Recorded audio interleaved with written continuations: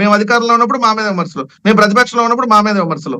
కనీసం బుద్ధన్న జ్ఞానం అని ఉండాలి. అంతకంటే ఎక్కువ మాట్లాడలేం కాబట్టి రాజశేఖర రెడ్డి గారికి బిడ్డగా పుట్టుంది కాబట్టి అంతకంటే ఎక్కువ మాట్లాడలేం.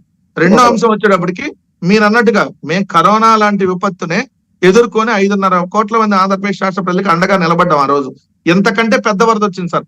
18 లక్షల నుంచి 20 లక్షల క్యూసెక్కుల వాటర్ ఇదే గోదావరిలో, ఇదే పోలవరం మీద స్పిల్వే మీదకుండా ఇదే ప్రవహించి వెళ్ళినటువంటి పరిస్థితుల్లో ఏదైతే గోదావరి సంబంధించినటువంటి ప్రాంతాల్లో వాళ్ళందరినీ సురక్షిత ప్రాంతాలకు తరలించాం. ఆ రోజు మేము ఏదైతే అక్కడ ఉన్నటువంటి వాలంటీర్ల వ్యవస్థ ద్వారా ప్రతి 100 మీటర్లకు వచ్చి ఒకరిని పెట్టి అక్కడ ఏదైతే కట్టలు పొంగకుండా చూసి ఎక్కడన్నా ఇబ్బంది కలుగుతుందంటే అక్కడ మానిటరింగ్ చేసి లాంగిట్యూడ్ లాటిట్యూడ్ ద్వారా మేము పటిష్టమైనటువంటి చర్యలు తీసుకున్నాం.